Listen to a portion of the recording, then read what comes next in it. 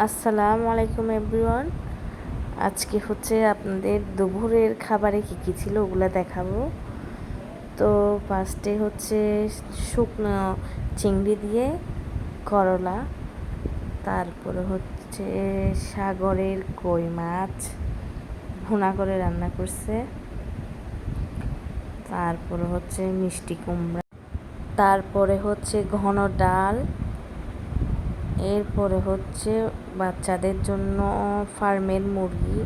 এটা এখনো পুরোপুরি রান্না করা হয় নাই, চুলার মধ্যেই আমি বিক্রি করতেছি। আসলে আমাদেরটা হচ্ছে যৌথ ফ্যামিলি, এক বেলায় মনে করেন 20-25 জনের খাবার।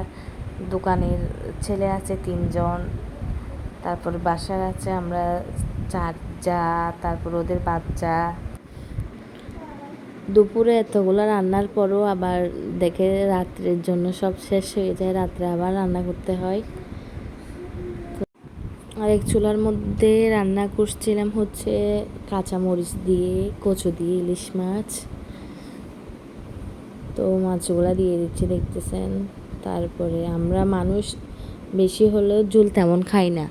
একটা ঢাল বা ঝোলের তরকারি, কোনো একটা ঝোলের তরকারি করলে আরগুলা ভুনা করি। তো এগুলো হচ্ছে আজকে আমাদের দুপুরের খাবার। আশা করি আপনাদের ভালো লাগবে। চেষ্টা করব প্রতিদিন ডেইলি ব্লগ দেওয়ার জন্য, ডেইলি কী করি এগুলো আপনাদের সাথে শেয়ার করার জন্য।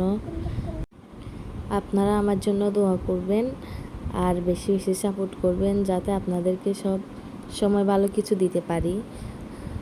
তো আজকের জন্য এখানেই বিদায় নিলাম। আল্লাহ হাফেজ।